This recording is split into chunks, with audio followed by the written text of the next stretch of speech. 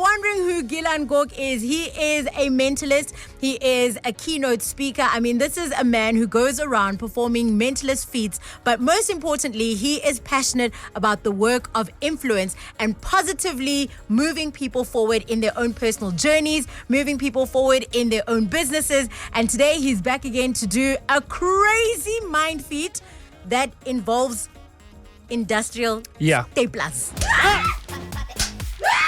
Around there. Okay. On the count of 3. 1, 2, 3.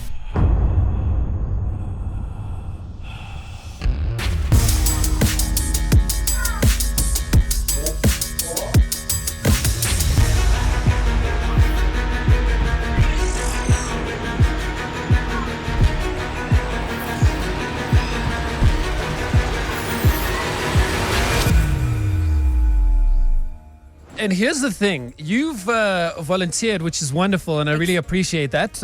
You've made yourself the available party.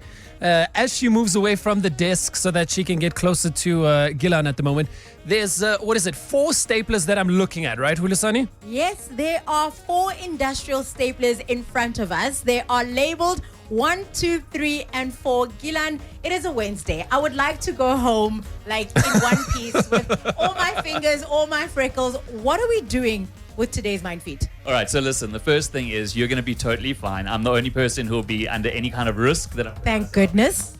But often people, when we talk about influence, they say, well, why don't you put your money where your mouth is? And so that's why we're doing this experiment, because I have to try and influence you guys in studio to make certain choices that's going to keep me safe, essentially. So to explain what we have here for everybody, we've got a table in front of us. There are 4 bright red industrial staple guns. Already, while the music was playing, you guys checked the staples to see that they were really thick and sharp. They're like designed to go into wood.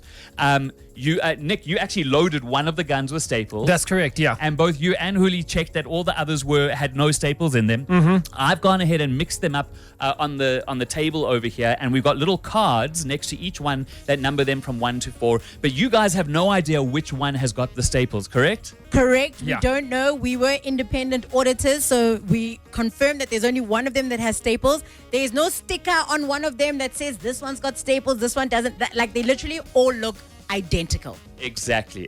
So here's the thing. This is where the influence begins, and we're going to go through this really quickly. So I need you guys just to listen to what I'm saying, and I need you to actually repeat after me. I want you, all 3 of you, in unison, to say, for 1 to start. Go ahead and say that. For one to start. 1 must begin. One must begin. So say it again. For 1 to start. For one to start. 1 must begin. One must begin. Okay, now we're talking about self-influence here, I guess, in that sense. But anyways, just with that in mind, I want you right now, Huli, I'm going to count from 1 to 4. And when I click my fingers, I want you to say a number, 1, 2, 3, or 4. Just go with your gut instinct. Here we go. 1, 2, 3. Which number comes to mind? 3. All right. That's very interesting. Now, I don't know if other people would have thought of 3, but isn't it weird that the line that I had you say was 4, 1, 2, start, 1 must begin. Which number is not in there at all? 3. Crazy that we can be influenced. Now here's the weird thing. I'm going to count to 3 and click my fingers, and I want you to think of a number, but do not say it out loud. Do not say it out loud. I'm going to get you to grab that staple gun. Okay? So here we go. 1, 2, 3. I'm going to turn around. I don't want to even see. I'll take the microphone. I don't even want to see what it is, but just go ahead. My back is turned towards you, and just hold the staple gun up here so that it's over here. I can feel your arm here. Okay, good. I want you to push it up against my hand over here. On the count of 3, you're going to go ahead and put it. 1, 2, 3. Okay, we're safe. Okay, so now listen, this is really interesting. This one's in the middle here. I don't know if you moved them, but did you take gun number 2? I did. You did. Okay, good. Now we obviously know that one is not. We're gonna put it aside. All right. So go ahead. We're gonna do this again. All right. We're gonna do this again. I'm gonna count from what. So we got gun number 1, 3, and 4 remaining. Now I knew that you wouldn't necessarily go for 3 because you just said 3. All right. So I knew. So here we're gonna go. Now you can choose any one that you like. In fact, I'm going to get Nick to choose now. Yeah, please. So you can choose 1, 3, or 4. Any one that you want. Don't let me try to influence you. I'm not trying to influence you. Choose any one that you want. Can I call out the number? Go ahead. Don't call it up. I'm going to turn around. Just show turn around and I'll show. I'm turning around. All right, he's showing Huli with his, I can't see it, but I'm assuming. Huli, Okay. once you know what gun number it is, you got it? Okay, go ahead. Can I turn around? Is it safe? Okay, good. Go ahead and put it up again. Gilan, I apologize in advance. 3, 1, 2, 3. Ah! It's fine. It's good. It's good. It does hurt, and there's a red mark on my hand. You can see from where the gun is actually hitting me with the thing that pushes the staples out. But okay, give that to me. Let's put it aside over here. We've got gun number 1 and gun number 3 remaining. Got number 1 and number 3 remaining. Lerato, I want you to signal which one you want. Which one you want. But hold on, just look at me for a second. Are you thinking of a number already in your mind? No, not yet. Okay, I'm going to count to 3 and click my fingers and then just think of it. Here we go. 1, 2, 3. Think of it. Have you got it in mind? Mm-hmm. Okay, just very quickly. Just say 1, 3. 1, 3. Say 3, 1. 3, 1. Okay, now listen. I'm going to do something, but you are not allowed to change your mind. Whatever number you're thinking of, you're not allowed to change your mind, okay? Okay. Turn around over there. I have to do, will you hold this over here? I'm going to just do that. Okay, good. Okay, I'm going to turn around. Now, when you turn back, let Huli know which number you wanted. You cannot change your mind. So go ahead and signal which one. Yes. Are you right there, Huli? I've got it. Okay. Go ahead. In fact, you know what? What we'll do is we'll raise the stakes a little bit. We're going to put this over here by my neck. No. Right. We do have a first aid kit, by the way, ready. No, But Nick, you no, but come- not by the archery, just like around by the neck, by the meaty part around there. Okay. On the count of 3. 1, 2, 3. Ah! No, we're fine. Okay, you chose gun number 3, which leaves us, if you can grab this over here. This is not nice. I didn't like this one. Look at me shaking like a little child. But let me show you what would have happened, Lerato, had you chosen the other gun. Go ahead and hold that over there. We've got a piece of folded up paper here, which is nice and easy to see. Had you chosen this gun over here, let's actually get a nice close-up on the camera as well. And you guys can actually hear, and Huli, you can that's the actually gun that's got the staples, by the way. staples that are inside the gun that are really sharp over there. And for one to start, one must begin. Can one finish now? Because, what a wow. I can't even speak because this mind feat was not only dangerous, the stakes were so high, but I'm guessing there's a lesson to all of this around influence and how we can influence ourselves and those around us, right? There better be a lesson to this. Definitely, there's some parallels that I'll draw when we come back that will share all around influence, especially self-influence in critical situations. Hackish up. I'm not okay. Man, this man has made me so nervous today. That scream for me was a genuine scream. And I wanted Nick to come and be the one that presses the staple gun because I didn't want to take the risk. Nick was the guy that said, guys, do we have a medical, what do we call it? A first aid kit. Where is it? I was like, oh, it's like that. No, he's your friend. So he would forgive you more than a total stranger putting a staple in his neck. I see what you did there. Gilan, welcome back. Thank you so much for mind-blowing mind feat.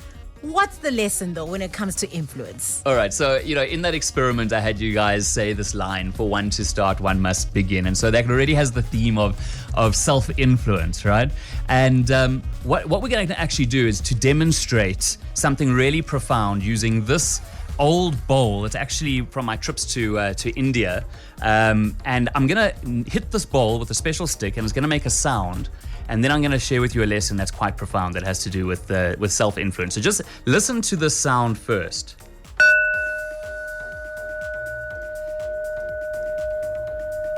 Now, would you agree that although you could hear the sound, that doesn't mean that you are the sound? Would you agree with that?